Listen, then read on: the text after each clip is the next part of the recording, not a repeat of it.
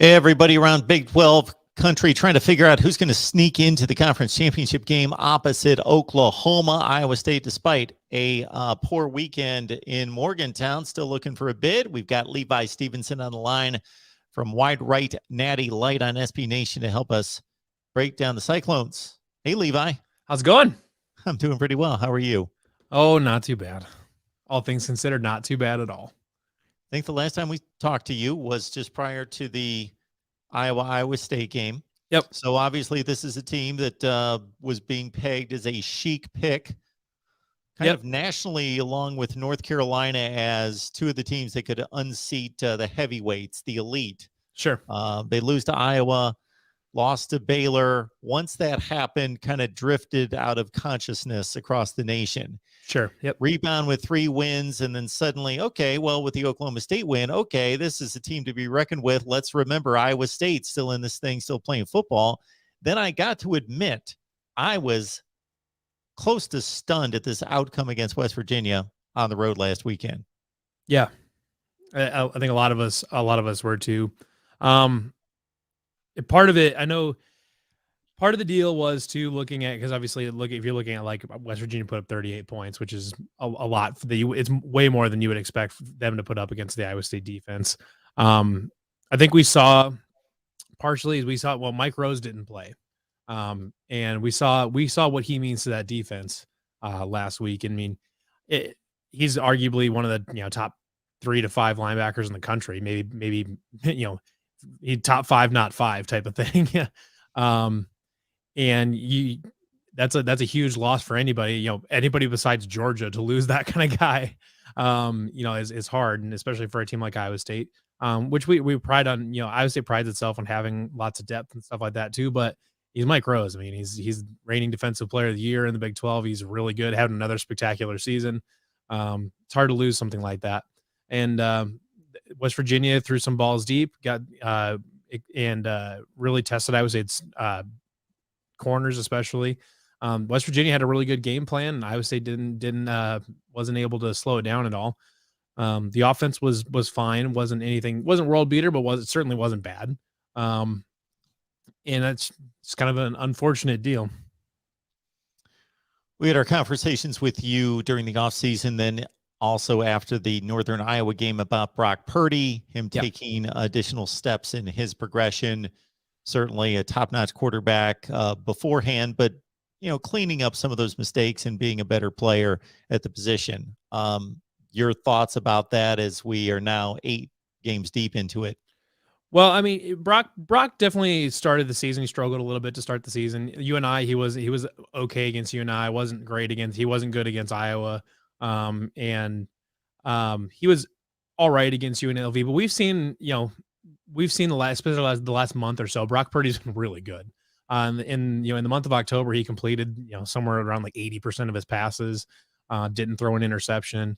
I mean, just sitting back and looking at his statistics, I mean, he's having an outstanding season. He's he's completing just over 73% of his passes, 12 touchdowns to 4 interceptions, with 3 of those coming in that Iowa game. So he's been really good this season. I mean, it didn't look great to start off with, but he was just kind of doing what he had to do to help his team. But he's been good. I mean, he's having the best season of his career, which is kind of what you expect out of a fourth-year senior that's played as many games as he has. He's been really good. If you saw the game against West Virginia last week, he was all right to start the game. But if you watch that, especially watch that fourth quarter, I mean, the dude was gutsy. He went out there and made some huge scrambles he made some huge runs, escaping the pocket and stuff like that to pick up first downs. And he's been really good. That's kind of where Brock's at right now. It's the Brock Purdy we expected to see to start the season. We got him now, but it's the one we expected to see to start the season. But we're glad we've got him now. We've got the Brock Purdy we expected to see, and he's been really good. Got Levi Stevenson on the line talking up Iowa State as the Cyclones take on Texas at home this weekend, coming off a loss to West Virginia. And please like the video, share these videos out on social media. You enjoy them, so others will as well. So please share them out there and and subscribe here at the Voice of College Football. All right, so basically, we talked about it a number of times. I'm going to go back to the original game one narrative was one of the best tight ends in the country, one of the best running backs in the country, Xavier Hutchinson, your best wide receivers back, Brock Purdy, starting quarterback, rock solid, 5 offensive linemen to form one of the best groups in college football. The defense had some key losses more so than the offense, but still the core was back for the most part, that this team was primed to make a run. Now we sit at 5-3, 3-2 in the conference. So what's gone wrong? Well, the first 2 games, I can tell you exactly what went wrong, and it was special teams. Iowa State, especially to start the season, they've been better recently, but especially to start the season, Iowa State special teams was horrendous. It was really bad. We saw it against Iowa. A couple really crucial, fatal special teams errors. Pretty much lost Iowa State that game. And Baylor, they had that kick return for a touchdown. If you take out the kick return for a touchdown and the big punt return that led to some points too, Iowa State wins that game too. West Virginia was the first game they hadn't lost by special teams. It's interesting though, because the offense started a little bit rough and the defense was really good. They've been really good all season. Last week was a little bit of a hiccup, but you didn't have your best player, all that. If you look at just offense and defense, like it's like a yards per play margin, like yards per play on offense minus the yards per play on defense, what the margin is. Iowa State was like 6th in the country in that stat. I mean, they're like the offense and defense statistically have both been very good this season for the most part. But the special teams was catastrophically bad. I think at least that's probably, I'm sure it's still not a good stat, but up through the Oklahoma State game, maybe Iowa State was on offense was like 120th in average starting field position on offense and like 101st on defense. I mean, they were not only losing the field position battle all game, but they were getting destroyed in the field position battle all game, every game, because special teams was so bad. They've kind of seems like they've gotten some stuff figured out a little bit. Andrew Mevis has been really, really good on kickoffs and field goals, and he's now actually started now taking over punting duties, and he's been the best punter on the roster. He's average, maybe a little bit above average, not a world beater or anything like that, but certainly serviceable, doing enough. And the special teams seems to have started to round out a little bit, doing a little bit better now. But that was a huge bugaboo. You could almost entirely blame the Iowa and the Baylor losses on special teams, almost entirely. If Iowa State has even average non-catastrophic special teams in either of those games, they probably win both of them, and we're still and Iowa State is whatever they are, 7 and they would be 7-1 now instead of 5-3. Levi, what's your thoughts on the Texas series and also this particular Texas team in this matchup coming up? So I would say Texas has actually been a fairly interesting series during the Matt Campbell era. Iowa State's won the last couple, 2019 and 2021, both last year in dramatic fashion with Michael Dicker missing a long field goal to tie that game. Huge. It was huge. I mean, it was a 56-yard and it just barely missed. It was a huge game that sent Iowa State to the first Big 12 title game. Otherwise, Texas would have gone, correct? I'm trying to think of how it ended up playing out. At the time, it wouldn't have been decided yet because Texas needed to win out, so they still had a couple more games left to go. But I think they would. I think the way it ended up playing out, I think they would have gone. But this season, I'm expecting another good game. Assuming it sounds like Mike Rose should be back, which is obviously huge for Iowa State. Texas we've seen Texas can put points on the board. Bijan Robinson's really good. Their passing game can be explosive at times, can be really good. Now I thought I saw just today that one of the Joshua Moore might be questionable. Like I think he might be like off the team type of thing. It sounds like him and Steve Sarkisian got into it at practice. And he might it sounds like his future is in question. So I don't know. We'll see there. But they've got other good players that offense can put up points. They can get yards. And their pass defense is fine, not world beater, but fine. But that defense has a lot of trouble stopping the run. They give up almost 6 yards a carry as a defense, which is crazy. That's such a high number. I mean, 5 yards a carry is bad. 6 yards is really bad.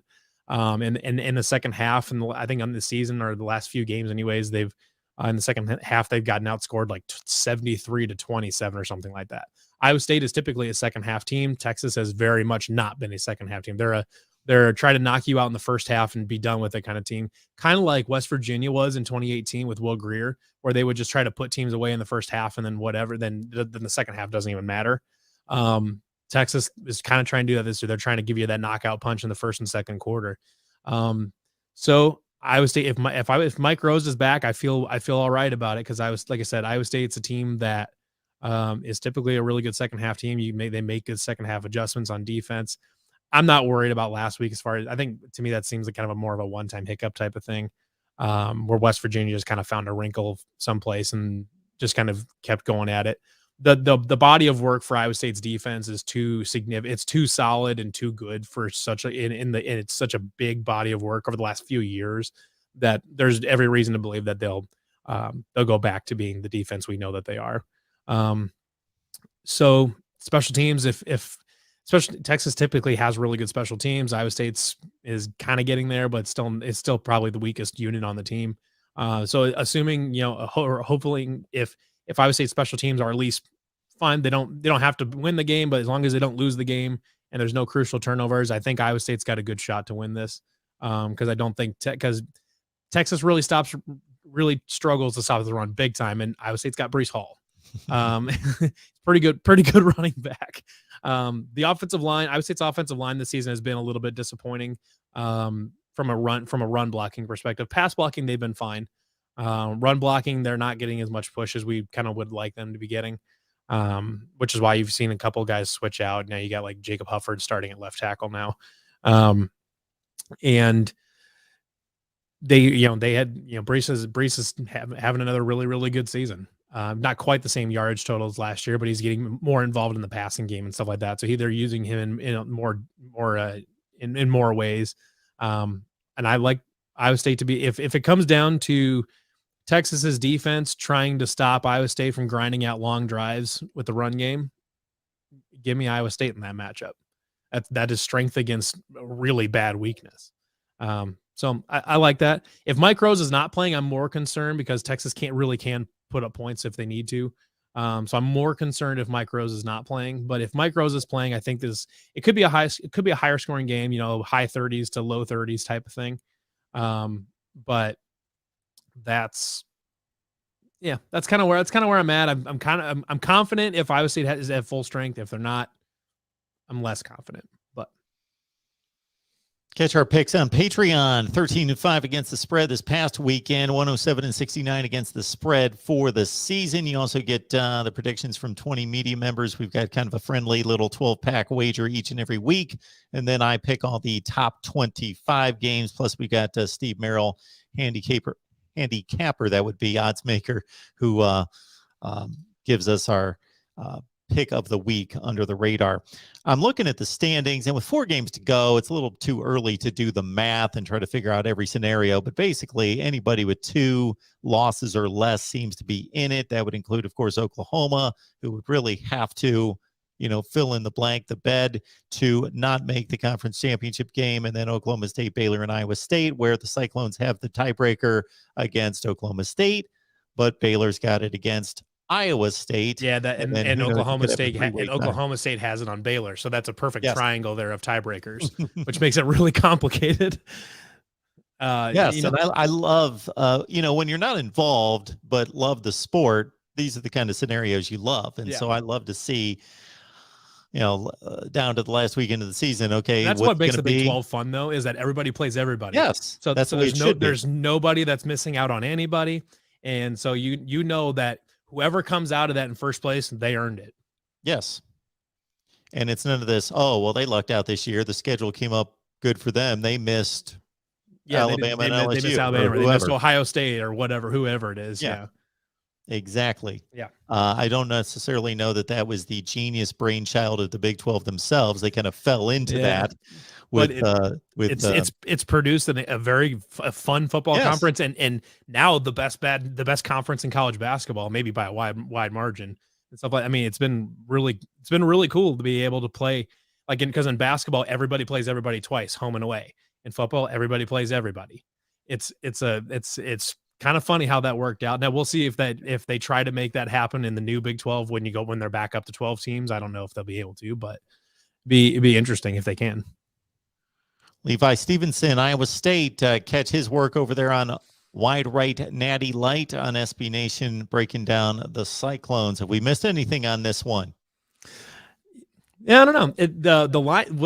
The betting line for this is Iowa State's a 7-point favorite. At least that's what it opened as, which is interesting because I think that's at least the third, if not the fourth week in a row that Iowa State has been a 7-point favorite. Exactly. I don't know why. They've only covered that once, but I don't know. It's interesting. So if you're betting that, I probably would be, even if you're going to take Iowa State on the money line, I'd be tempted to take Texas on the points, but it's tough. To your earlier point, maybe people should wait until halftime and do a second half bet, because basically if Texas or I should say if Iowa State's within 2 scores of Texas pretty much hands the game to everybody in the second half, has been the track record this year. If it's a 1-score game or tied, then you can probably take Iowa State on the money line, but we'll see. Hopefully. I prefer that trend to continue. Absolutely. Well, Levi, we always appreciate the conversation and you stopping by to break down Iowa State for us. I appreciate you guys having me.